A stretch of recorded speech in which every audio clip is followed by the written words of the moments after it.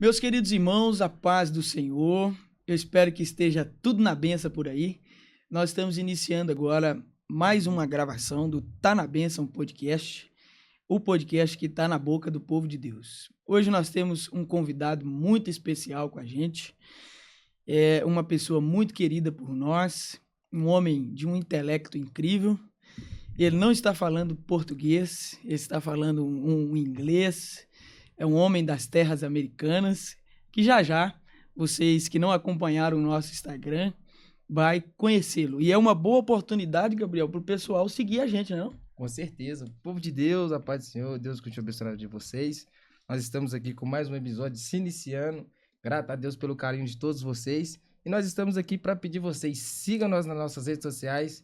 O nosso canal no YouTube está lá no nosso Instagram, só entrar lá no Instagram do podcast, o link tá lá, você vai ser direcionado. E você que não viu o primeiro episódio, vai lá e vê. Como o primeiro foi excelente, eu tenho certeza que esse também será. Hoje nós estamos aqui com um convidado que eu admiro muito, um amigo, um companheiro. E como o Lincoln já falou, ele não tá falando português. O homem é bênção de Deus. Hello, my friend, what's your name? Fábio, se apresente para o pessoal do Tá na Bênção. É uma alegria muito grande te receber aqui. É uma satisfação enorme. E como dizia o pastor Washington, é um prazer inoxidável te ter aqui hoje. O Lincoln, Gabriel, é um prazer estar aqui com vocês. Me reportar aí ao público do Tá na Bênção Podcast. Desejar toda sorte de bênçãos para cada um de vocês. E para vocês aqui, desejar sucesso nesse projeto. Que por intermédio dessa iniciativa, o nome de Deus seja glorificado, que vidas possam ser transformadas e que coisas boas ocorram para cada um de nós. Então, obrigado aí pelo convite, é sempre um prazer. Amém. Meus irmãos, eu queria adiantar para vocês um pouco do assunto que nós vamos falar aqui hoje. O Fábio, mas a irmã Lohane está devendo para a gente, porque hoje ela não pôde estar aqui. Mas nós, em uma próxima oportunidade, trazendo eles aqui, vou dar um pequeno spoiler, nós vamos falar sobre empreendedorismo, né? A vida cristã, o empreendedorismo, mas hoje nós gostaríamos de falar um pouco sobre o cristão e a sua vida financeira, né? É um assunto extremamente importante, porque a nossa vida financeira ela tem o poder de equilibrar a nossa vida secular, como também a nossa fé. Acho que para um pai de família, um homem honrado, não tem um momento pior na vida dele do que quando a vida financeira dele ela está indo por água abaixo, né? E eu costumo dizer, Fábio, que a nossa vida financeira, se a gente tiver um bom planejamento, a gente tem o controle dela na palma das mãos.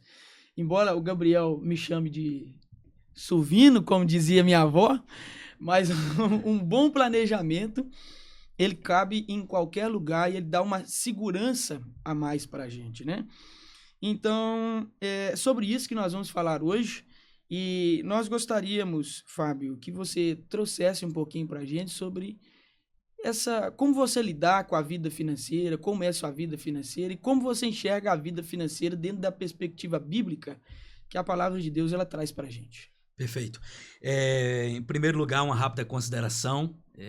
Não sou um especialista nessa área.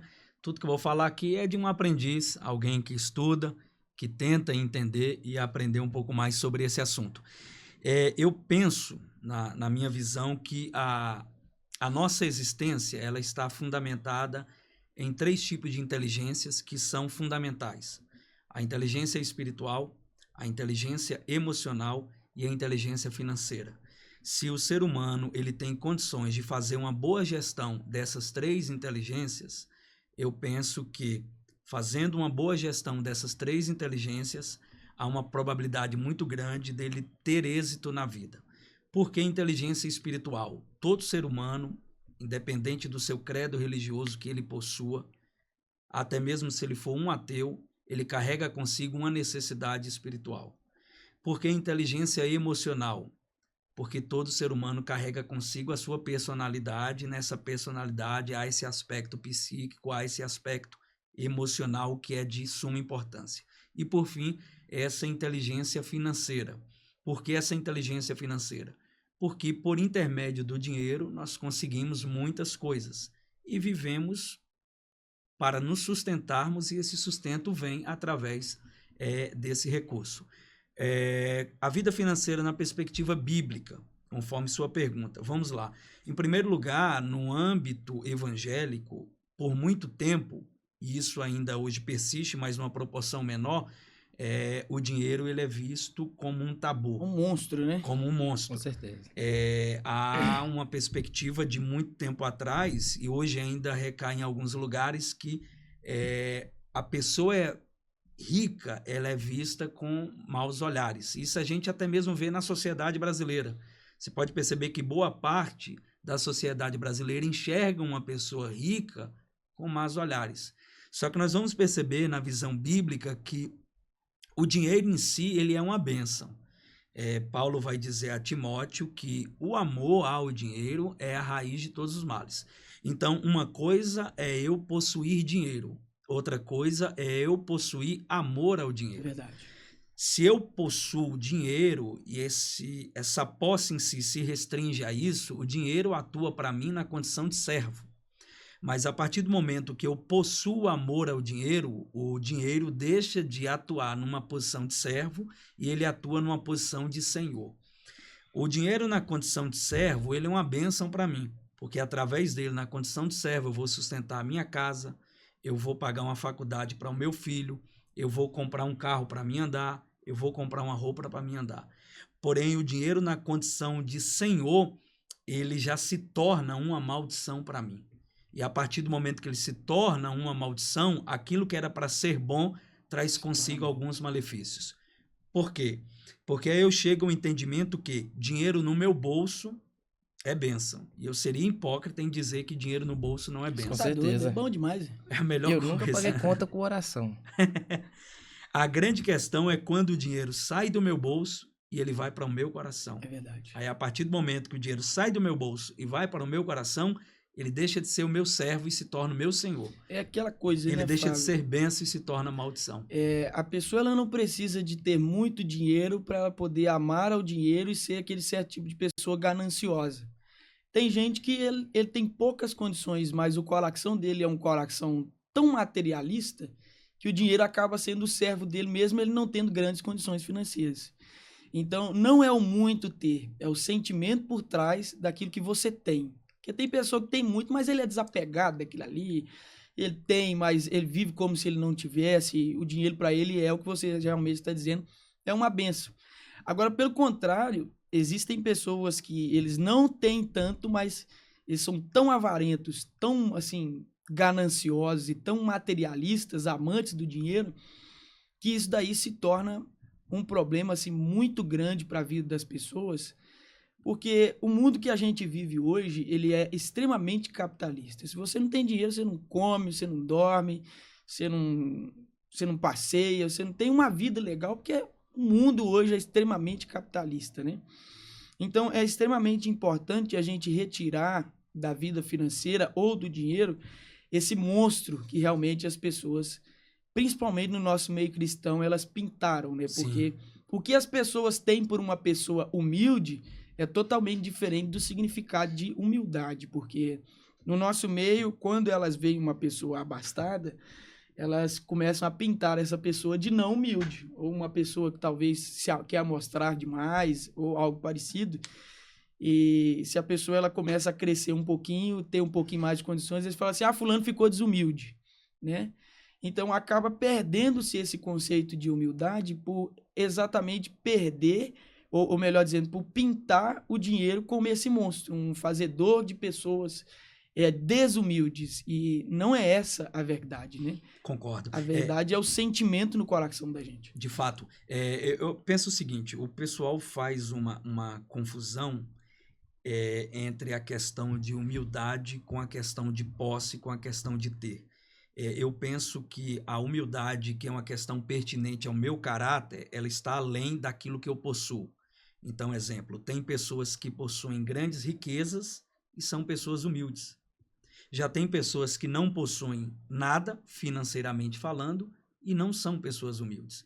Então, a questão da minha humildade, ela não está ligada à minha posse, não está ligada ao meu ter, está ligada unicamente ao meu caráter. São pessoas que, nesse caso, de quem é humilde e tem muitas posses, adquiriu muitas riquezas, só que essas riquezas que foram adquiridas não foram capazes de alterar a essência que essas pessoas carregam dentro de si. É verdade. E quando a gente vai tratar a vida financeira dentro de uma perspectiva bíblica, a gente vai perceber que Deus, ele não enriquece ninguém assim do dia para a noite. Fala assim, ô Gabriel, recebe aí a riqueza, vai ficar rico de hoje para amanhã agora. Deus nunca fez isso, né? De fato. Deus sempre, ele deu grandes coisas para os homens enquanto eles trabalhavam. E trabalhavam duro, meu irmão. Trabalhavam duro. Porque a gente percebe que hoje em dia, principalmente o jovem cristão brasileiro, aquela ideia imediatista, né? É por isso que os golpes hoje, eles acabam pegando muita gente, principalmente crente, porque eles querem enriquecer do dia para a noite, eles querem de hoje para amanhã. E não é assim que funciona, né? Deus, ele vai abençoar o nosso trabalho, e não quer dizer também que você vai começar a sua vida pobrezinho e no final da vida você vai terminar a vida rico, né? Mas você pode ter uma vida cristã e financeira tranquila, você pode viver bem, né? Apesar dessas coisas. Aproveitando, falando sobre a vida financeira dentro da perspectiva bíblica e essa questão que a gente tem hoje imediatista dos nossos jovens, aproveitando para apimentar um pouquinho da nossa conversa logo nesse início do podcast, o que você acha dessas plataformas que têm ganhado o coração aí dos nossos jovens, como as Bets, o Tigrinho, o Ratinho, o que mais? O Astronauta, o Aviãozinho. Como você enxerga isso dentro de uma perspectiva bíblica para a vida dos nossos ouvintes, para as pessoas? O Lincoln, eu penso o seguinte, cara, situações como essa, infelizmente, a pessoa utiliza desses recursos para tentar atrair o máximo possível de recurso financeiro, e isso, como se trata um jogo de sorte, pode dar certo como também não, e na maior das probabilidades é de não dar certo, e com essas tentativas vai se tornando um círculo vicioso. E se tornando um círculo vicioso, a pessoa vai chegar a um ponto que vai se desfazer de tudo que tem, do pouco que tem, para justamente alimentar aquele vício. Então, começou ali com uma simples diversão, se assim eu posso dizer, e acaba terminando no vício, né? Terminando numa situação assim, bem delicada. Mas sobre essa questão da educação financeira, de dinheiro à luz da Bíblia, né, na perspectiva bíblica, um ponto interessante. A gente percebe essa ideia de dinheiro em toda a construção bíblica. Se restringindo aqui ao ministério de Jesus, há quem diga que cerca de metade das parábolas de Cristo, uma porção ou outra se refere a dinheiro. Há quem diga também que Cristo falou sobre dinheiro por cerca de 80 vezes em toda a construção do seu ministério. Para chegarmos a essa conclusão, eu disse lá no início, repito uma vez mais, o dinheiro em si ele é uma bênção de Deus enquanto nosso servo, enquanto nosso bolso. A partir do momento que ele sopra o nosso coração, ele se torna uma maldição. E essa perspectiva bíblica sobre dinheiro ela é tão interessante. Vou pedir aí o Gabriel para abrir. Vamos Lucas, lá, Gabriel. Capítulo 14. Quebre o silêncio. Lucas capítulo 14. Versículo 28 e 30. O próprio Cristo, por ocasião das suas parábolas, ele nos deu alguns ensinamentos sobre o que hoje a educação financeira nos ensina. Lucas capítulo 14, leia aí, Gabriel, por favor, o versículo 28 a 30. Pois qual de vós, querendo edificar uma torre, não se assenta primeiro a fazer as contas dos gastos, para ver se tem como acabar? Para que não aconteça que depois de haver posto os alicerces, e não podendo acabar, todos os que a vierem comecem a cessar dele, dizendo: este homem começou a edificar e não pôde acabar. Isso é muito interessante, porque o que a educação financeira fala hoje, Cristo falou há cerca de 2000 anos atrás. Planejamento, né? O primeiro ponto, a chave é planejamento. Eu penso que em qualquer área da vida, um estado de sucesso, ele é precedido por um comportamento de planejamento.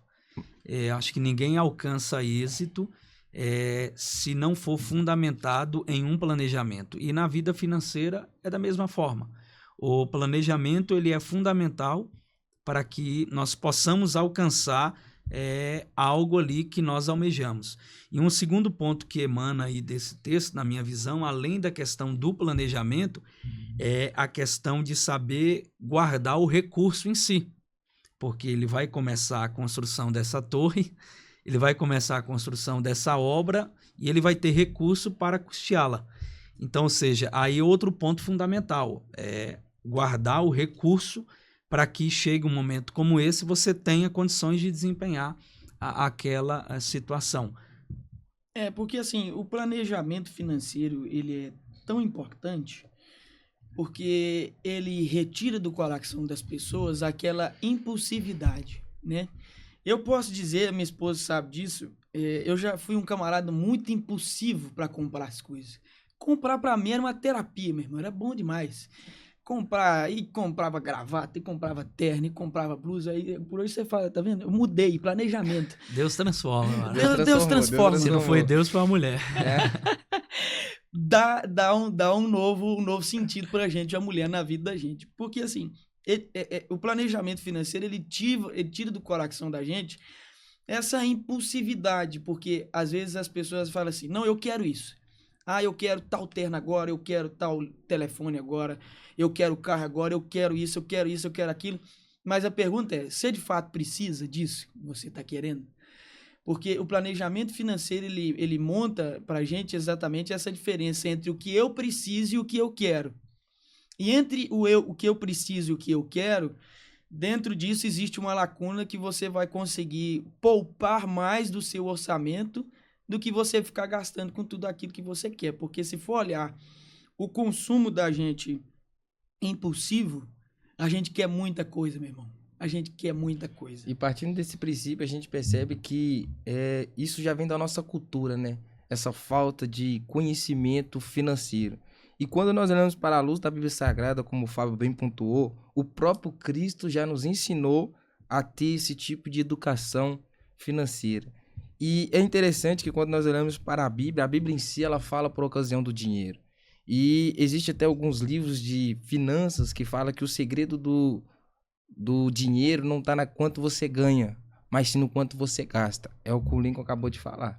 Existem pessoas que estão na igreja, estão ali orando, fazendo campanha atrás de campanha, e está faltando o quê? O conhecimento tanto bíblico quanto essa educação financeira para saber gerir, fazer uma gestão coerente. A gente precisa sair da bolha de vez em quando, né? Das suas finanças. De fato.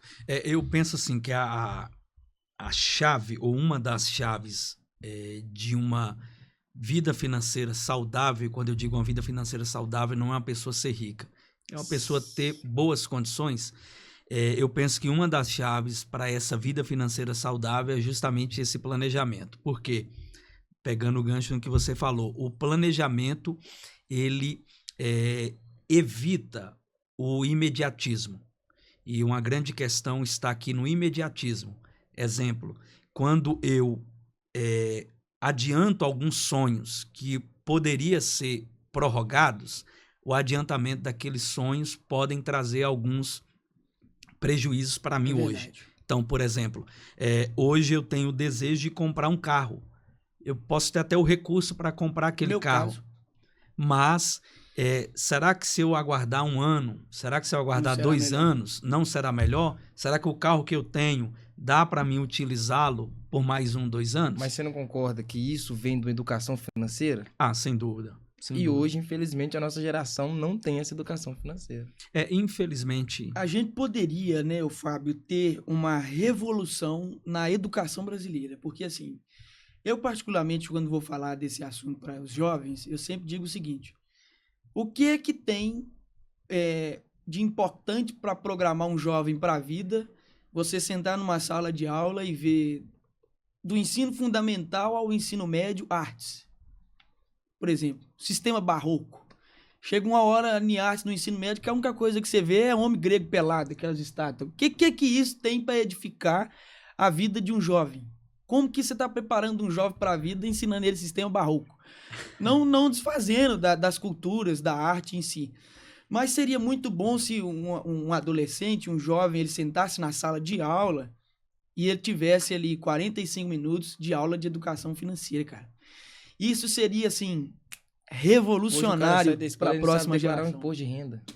Ele finaliza o ensino médio e ele não sabe o que é um imposto Eu não sei declarar imposto de renda. Eu preciso daquelas mulheres, como é que fala?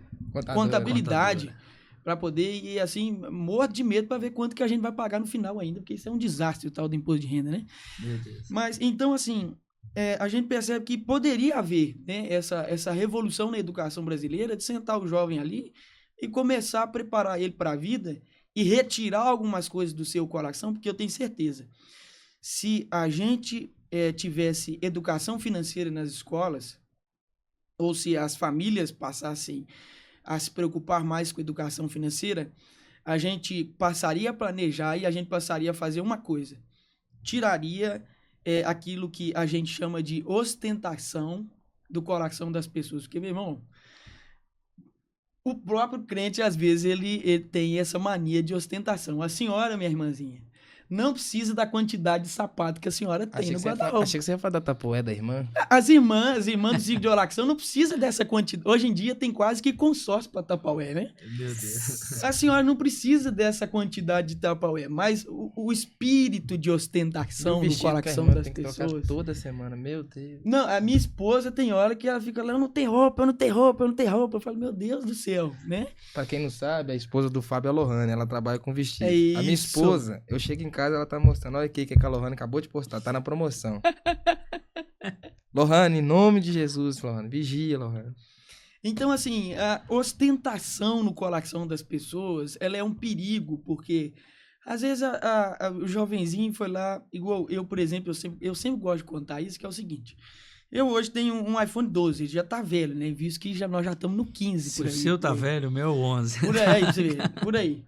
Mas olha só pra você ver como que funciona a ostentação no coração da gente. Tava eu em meados de 2019, jovenzinho, tinha viajado para São Paulo e eu ia voltar de avião, minha primeira viagem aérea, meu irmão. Pensa como é que eu não tava me sentindo, assim, o cara, né? Aí fui pregar em São Paulo, de repente tô lá no aeroporto de Congonhas, tô no aeroporto de Congonhas e eu tô vendo só iPhone pra lá, iPhone pra cá, iPhone pra lá, iPhone pra cá. E você sabe o que eu tinha? Eu tinha um Moto G5, com a tela toda trincada. Meu Jesus. Que eu tinha pegado o cartão de crédito da vizinha emprestado e tinha financiado de 10 vezes. Tinha financiado não, tinha parcelado de 10 vezes. Quando eu olhei para aquele trem assim, aquele aeroporto, maçã pra cá, maçã pra lá, e eu com o Moto G5 no bolso, a primeira coisa que eu fiz no outro dia, quando eu cheguei em Belo Horizonte, no outro dia que eu fiz, foi ir atrás de um iPhone para poder comprar. E assim, foi ruim, porque já tava quase no 8, era no 8 ou no X, sei lá, e eu comprei um 6, mais uma vez, parcelado em 10 vezes. Então, o que eu digo com isso? A questão da ostentação. Eu precisava de um iPhone? Não. Não. Mas eu queria ostentar e ter como todo mundo tinha. Essa questão da ostentação.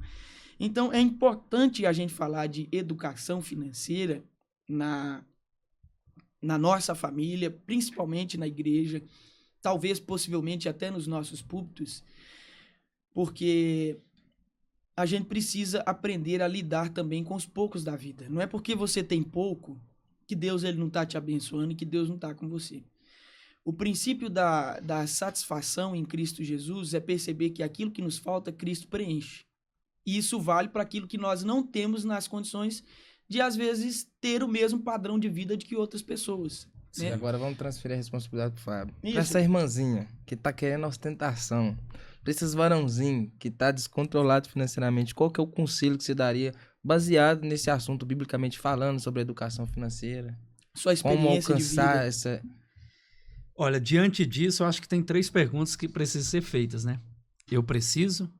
Essa é interessante, hein?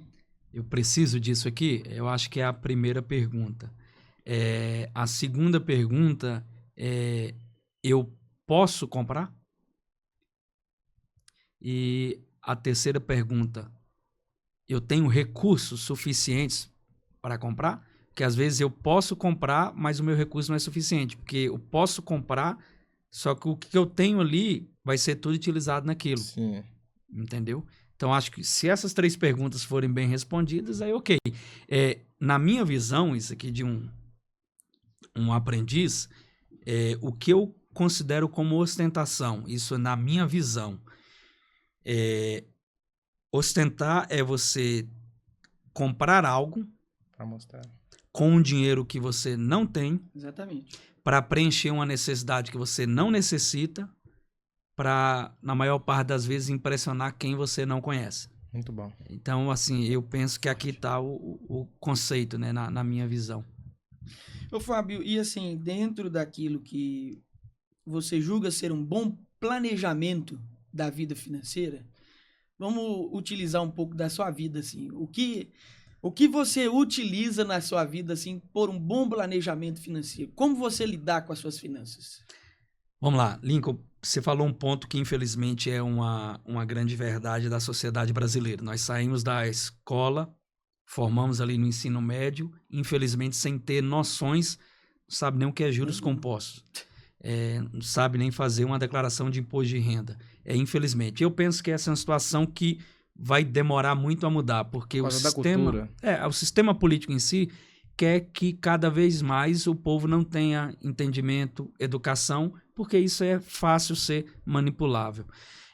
Mas um ponto positivo é o quê? Na nossa geração hoje, nós temos muitos recursos que podemos utilizar, na maioria das vezes de forma gratuita, para que possamos nos instruir, nos orientar nessa questão financeira. Então, exemplo, o YouTube mesmo tem muito conteúdo bom, mas muito conteúdo bom que pode te dar ali um conhecimento bacana. Sobre a sua pergunta, repete aí que eu... O Fábio, como você, assim, lidar com a sua vida financeira? Como você planeja a sua vida financeira? Quais são os princípios que você utiliza para poder lidar com a sua vida financeira, assim? Lincoln, eu tenho alguns pontos que eu tento trabalhar na minha existência. O primeiro ponto é viver um degrau abaixo. Se eu tenho condições, vamos usar aqui uma hipótese. Se ajustar o padrão de vida, né? Exato.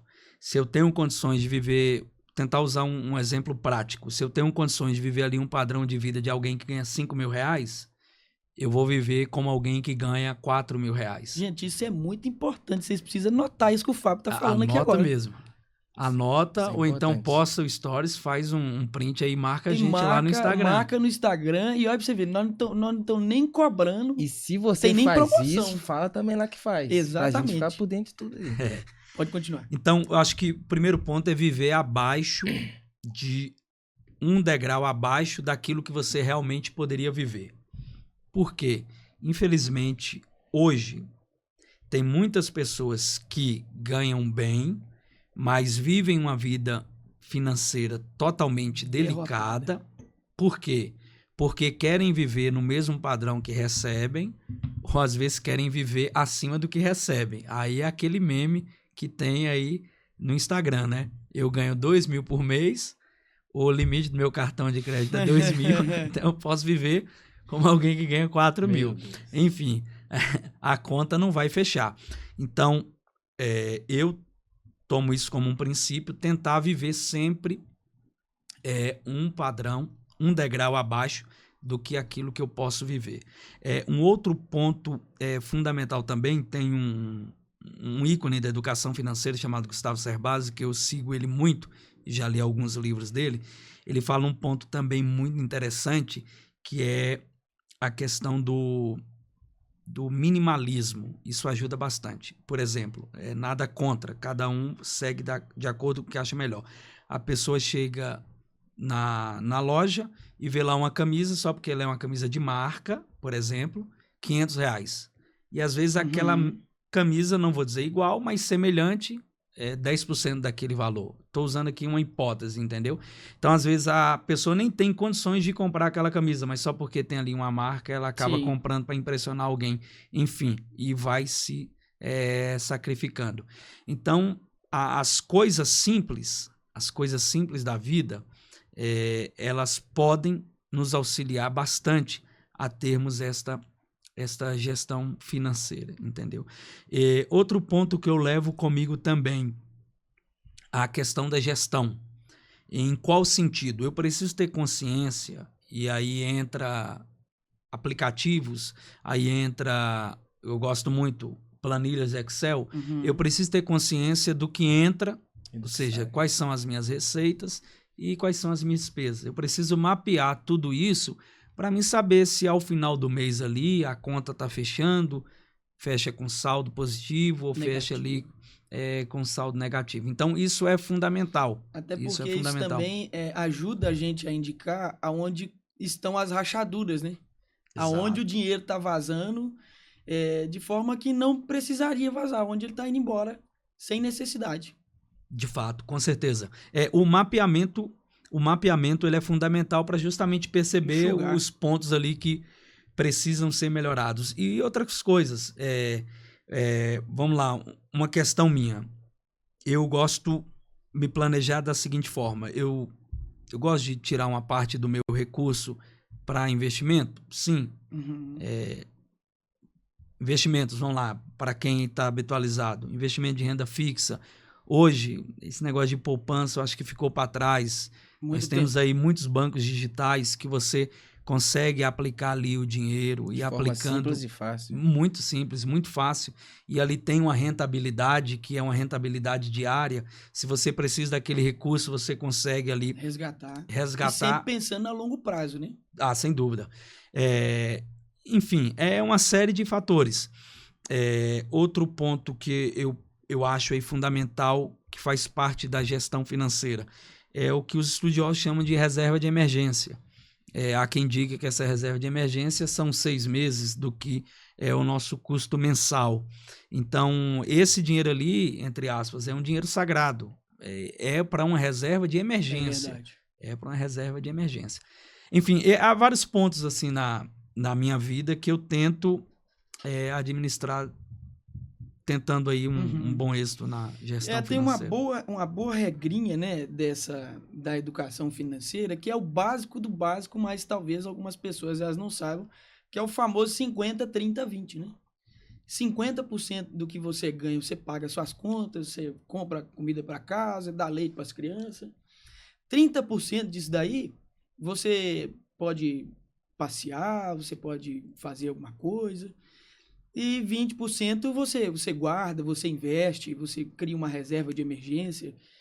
E tudo isso é uma forma de você planejar a sua vida financeira. E por que a gente tá falando desse assunto? Esse assunto é de suma importância, porque eu até brinco com as pessoas, eu falo muito isso, que a gente tem sim que aprender educação financeira, que a gente tem que estudar sobre saúde emocional, como o Fábio pontuou, os 3 pilares aqui, muito importante, que eu também carrego isso comigo, Fábio, é espiritualidade, porque quando a gente tem conhecimento naquilo, Thiago Nigro sempre fala isso, o melhor ativo que você pode ter hoje é o conhecimento. Ninguém vai te tirar o seu conhecimento. É verdade. Aquilo que você tem de conhecimento, você não vai perder, é seu. E quando a gente fala de educação financeira, a gente tem que falar isso para a igreja também, porque eu nunca paguei uma conta com oração. Eu nunca paguei uma conta de água, eu nunca fui no supermercado e por quê? Por que a gente tá falando isso? Porque o dinheiro ele é importante. E a gente precisa lidar com aquilo que a gente tem na nossa mão. Muito importante. Porque o Silas Malafaia fala algo muito interessante. Certa vez lá, um crente da igreja dele lá chegou com a fatura da estourada. Pastor, tô endividado, o diabo me endividou.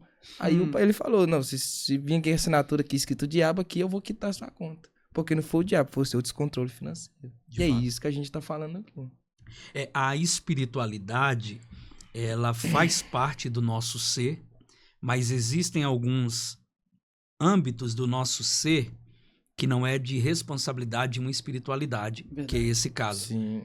No caso, essa irmã, ela tinha fé que o pastor, quem sabe, poderia pagar lá, mas não é de competência espiritual, é justamente um descontrole. É claro que é aquela coisa, né, Fábio? Também a gente, como bons cristãos pentecostais, a gente de vez em quando conta com uns milagrinhos, né? Os milagres a gente conta, mas isso não é uma regra, né?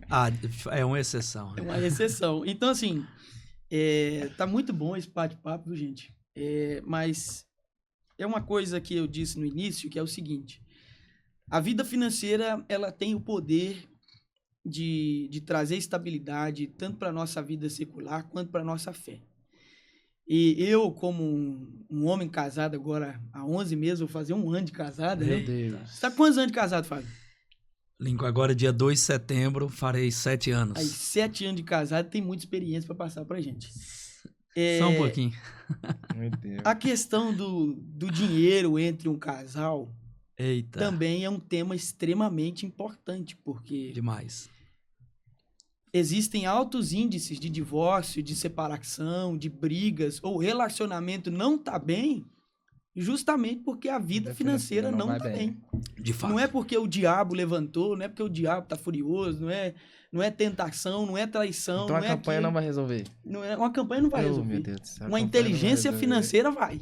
Com certeza.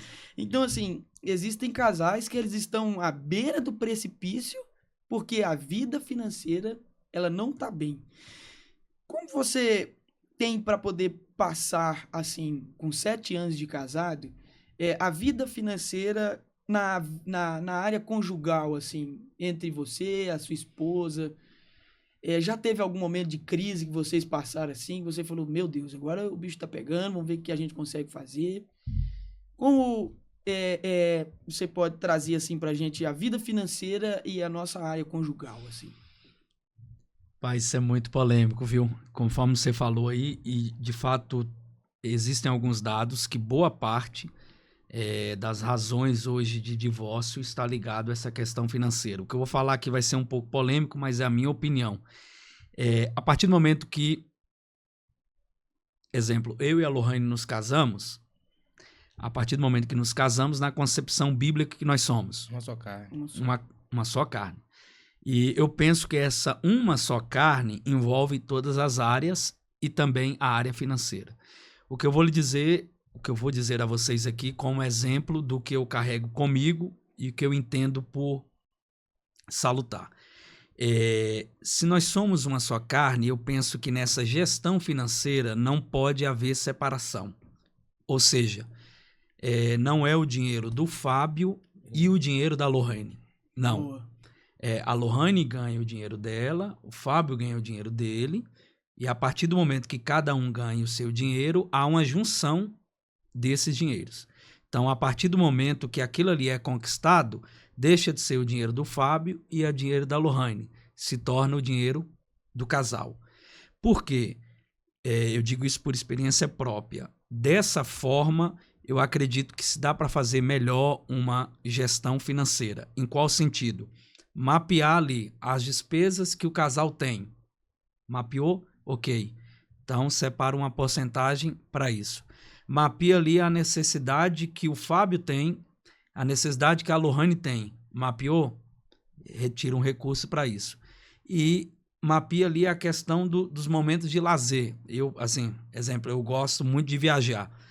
Desde que eu me casei, isso aí é uma doutrina lá em casa. Meu Deus.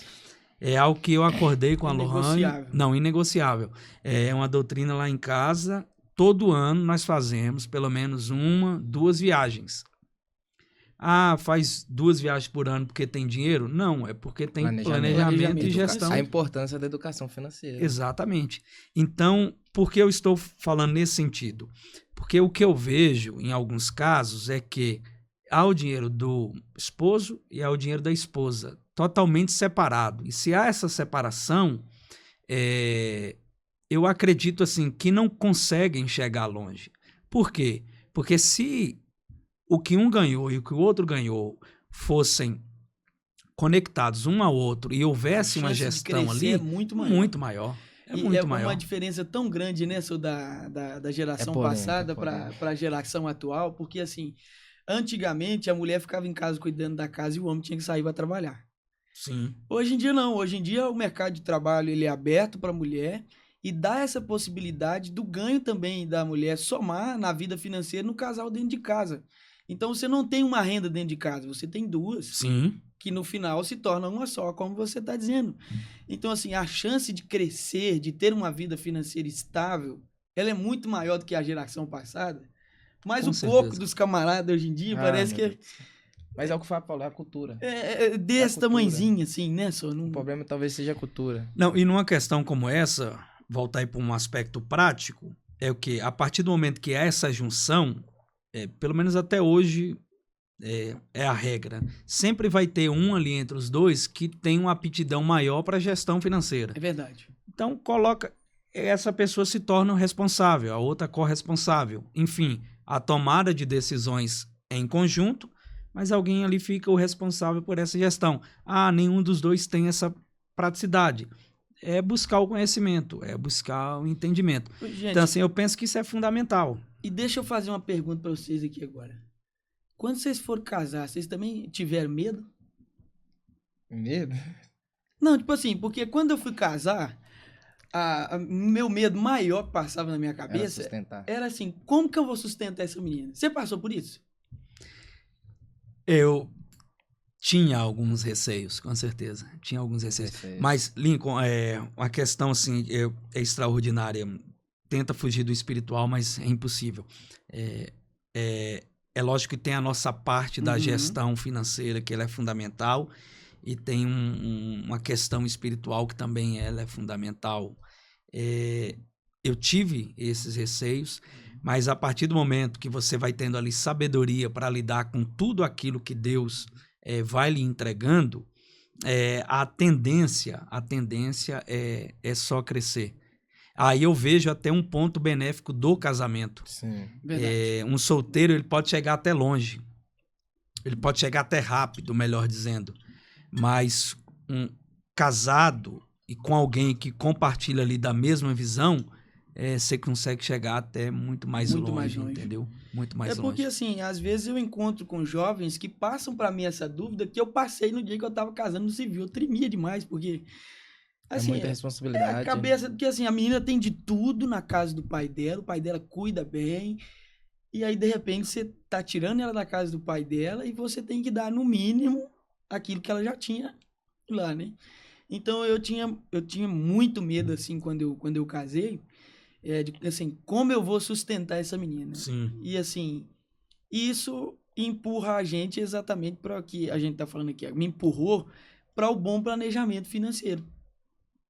Acaba que o medo, ele tem os seus benefícios, né? Em alguns aspectos, o medo, ele tem os seus benefícios. Então, assim, é extremamente importante a vida financeira, né, irmão Gabriel? Com certeza. Mas essa perspectiva que você tem, que eu tive também, que muitos possuem, isso tem um lado positivo muito grande. Isso mostra a nossa responsabilidade. E automaticamente, quando você tem ciência de tal responsabilidade, você vai proceder de uma forma mais organizada, porque você sabe da situação em si, do que é necessário para que o que você tem como receio não possa acontecer.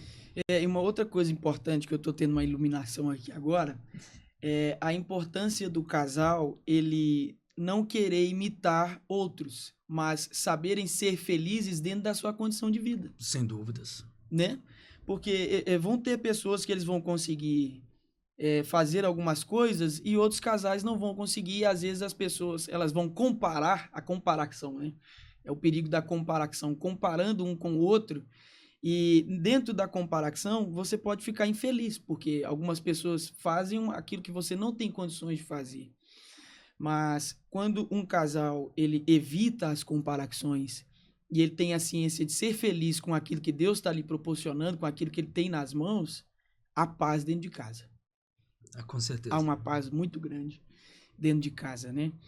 E as irmãzinhas não podem também ser compulsivas, né?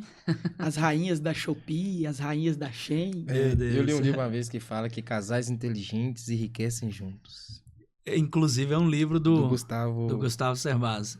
Muito bom. Rapaz, eu indico a vocês, compra esse livro e lê. Não, e, muito bom. E se tiver namorando é melhor ainda, compra 2. Cai cada um lê um e vão fazendo o quê? O levantamento. Porque lá ele fala sobre o aspecto de gastar, de como lidar, como fazer a verdadeira gestão das suas finanças. Esse autocontrole que o Fábio colocou. Pontuar, fazer o fluxo daquilo que entra, daquilo que sai, para onde que está saindo, onde que está entrando. Isso é muito importante. Educação financeira é muito bom.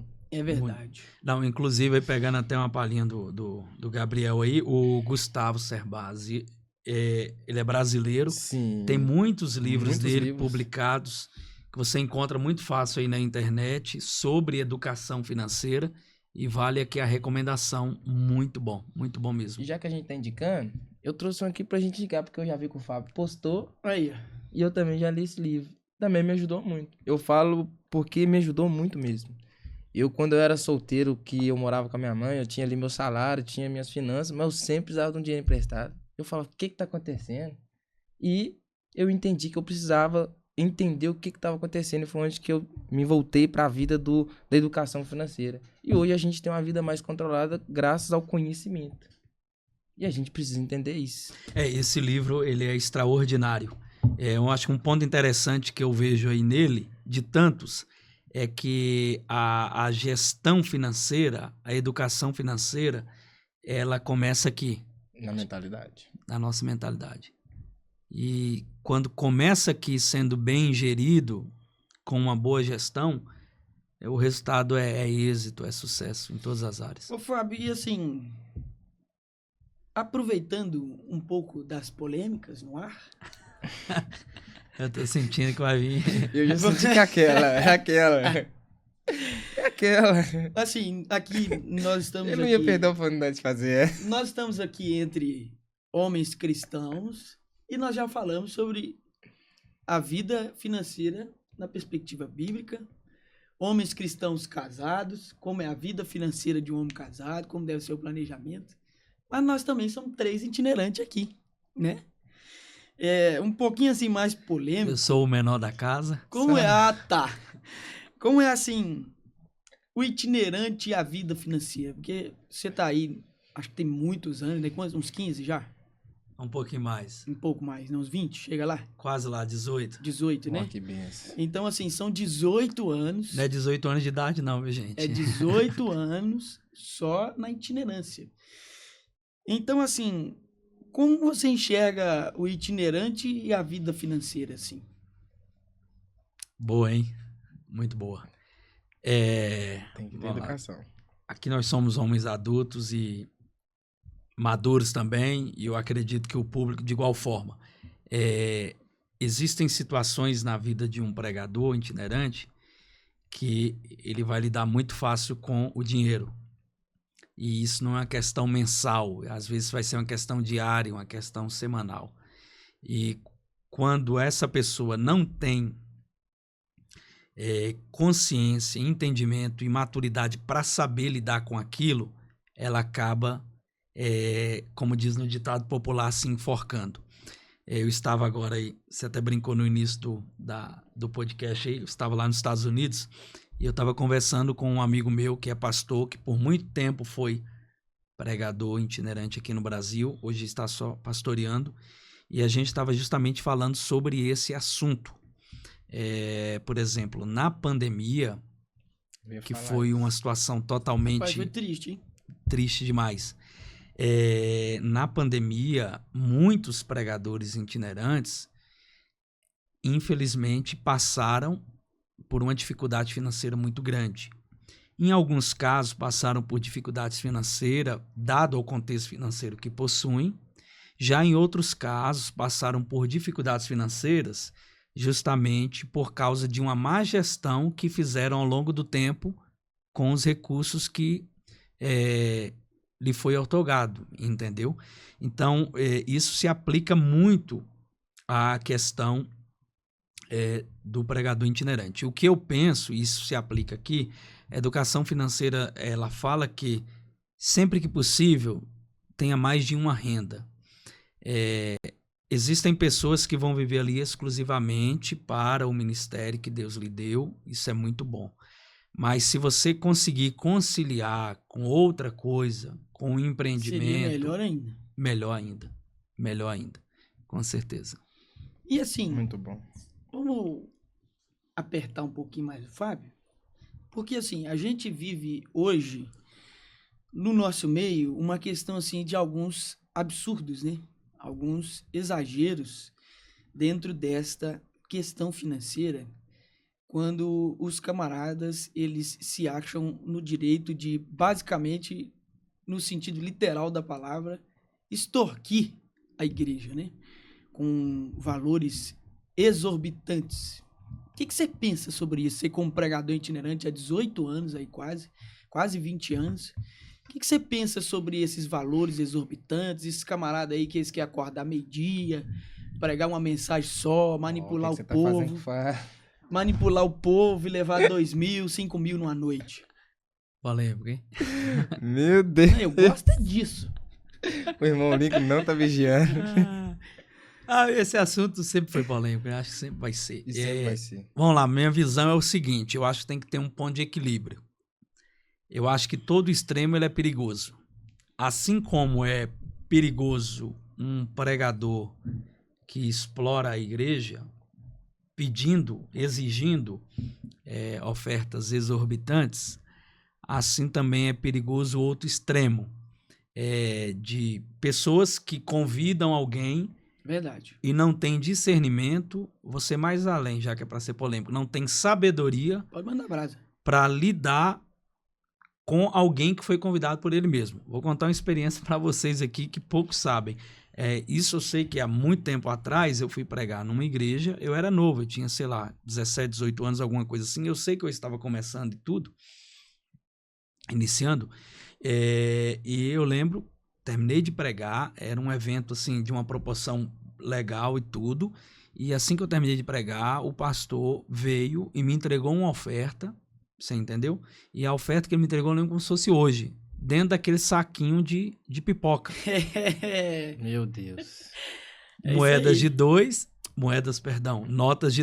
e Moedinha. algumas moedas. Se Sim. desse 30 conto, era muito. Era muito. Então, assim, eu acho um absurdo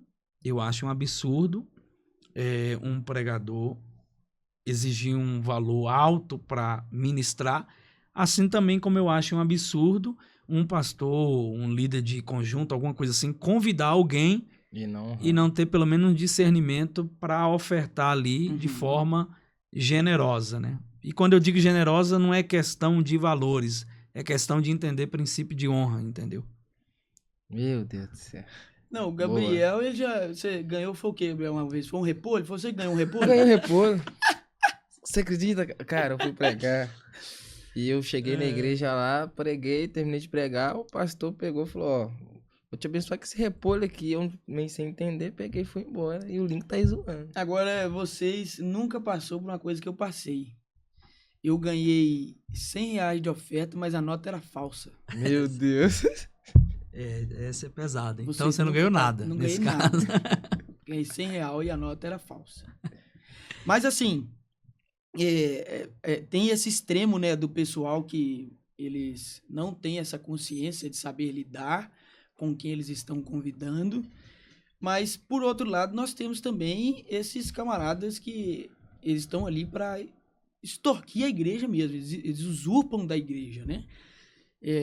O que eu acabei de dizer, assim, eles montam uma mensagem só, eles pregam o ano inteiro, eles não tratam o ministério com seriedade, mas eles querem sugar da igreja, né? De fato. O que é que você pensa sobre esses camaradas assim? O Lincoln, sem dúvida, chegará um dia que todos nós, teremos que prestar contas daquilo que fizemos com o que Deus nos entregou. Essa é uma questão muito delicada, porque se esses tipos de pessoas estão na mídia, entre aspas, é porque tem alguém que os deixa na mídia. Tem alguém que os coloca na mídia.